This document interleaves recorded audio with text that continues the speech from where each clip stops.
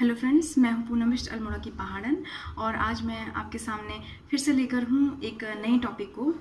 Friends, इस video के दौरान मैं अपने घर का भी थोड़ा बहुत काम कर रही हूं क्योंकि वीडियो बहुत ज़रूरी थी बनानी, इसीलिए सोचा कि फटाफट से बना ही लेती हूं क्योंकि जो मैटर है वो थोड़ा क्रिटिकल भी है। मेरे मुताबिक तो क्रिटिकल है, बाकी आप देख लीजिए। और साथ में आपको थोड़ा सा पानी की आवाज़ भी आ सकती है, बर्तनों की खड़खड़ाने की आवाज़ भी आ सकती है, तो प्लीज़ डोंट माइंड। तो फ्रेंड्स, मैंने अभी आज मॉर्निंग में अपने मायके में अल्मोड़ा में जो मेरी एक अम्मा है, माथी की अम्मा, उनसे मैंने बात की। तो उनसे मैं हाल चाल ऐसे ही पूछ रही थी, तो मुझे पता चला कि उनका एक डॉग है एक्चुअल में। मैं उसके बारे में भी हमेशा पूछती हूँ कि वो कैसा है। उसका नाम है शेरू।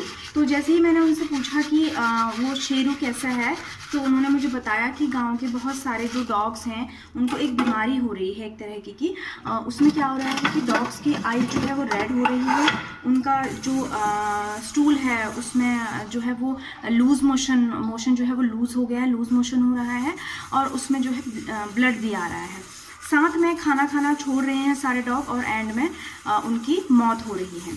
तो मैंने उनसे पूछा कि कितने डॉग्स जो है मर चुके हैं। उन्होंने कहा कि हमारे गांव में करीब करीब 3 से 4 डॉग्स जो हैं उनकी मौत हो चुकी है, और आसपास के कई गांव में भी ये चीज़ यही सेम हाल है।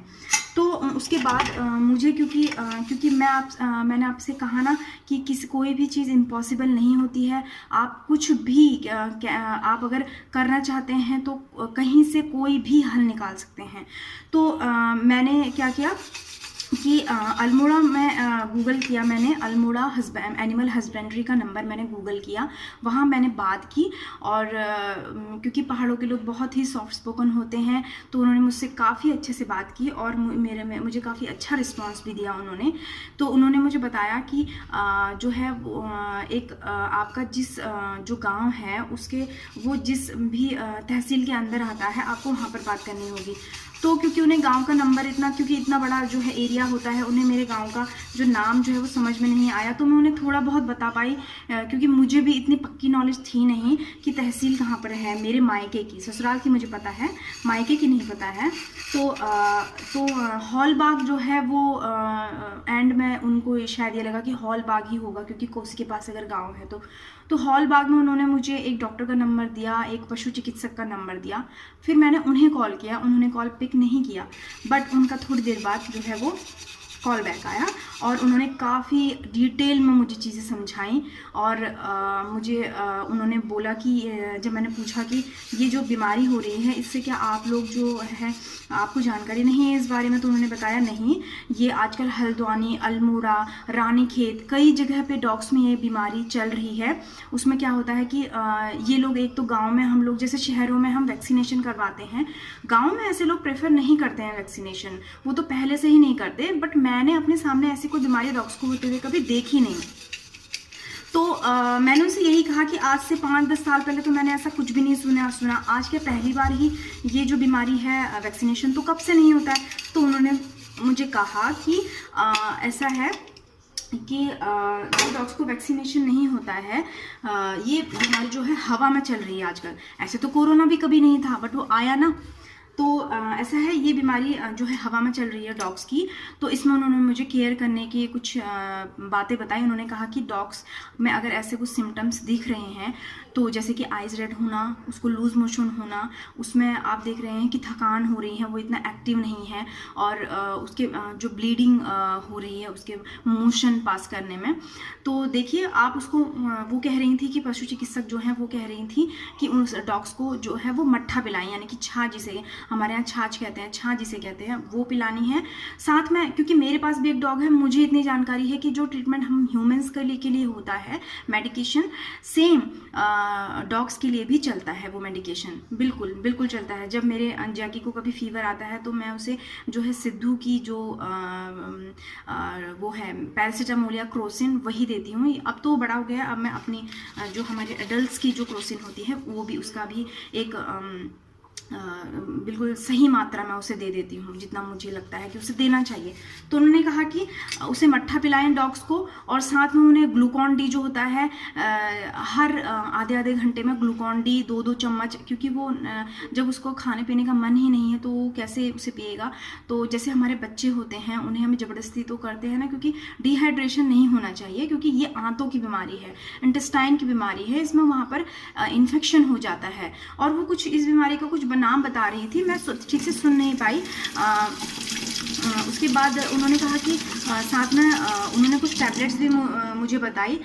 मैं ऐसा करूँगी अपनी इस वीडियो के साथ, हो सका तो उसको जो उन्होंने मुझे प्रिकॉशंस बताए हैं उसमें वो है। अगर आप कहीं उत्तराखंड में रहते हैं, इस चैनल को देख रहे हैं, या फिर आप इस चैनल को देख रहे हैं और आप जानते हैं कि आपके गाँव में, पहाड़ों में कोई आपको इस तरह की इन्फॉर्मेशन मिल रही है कि डॉग्स ऐसे बीमार पड़ रहे हैं, क्योंकि एक बहुत बड़ा इलाका जो है, आई थिंक आधे से ज़्यादा उत्तराखंड में शायद डॉग्स को ये बीमारी चल रही है।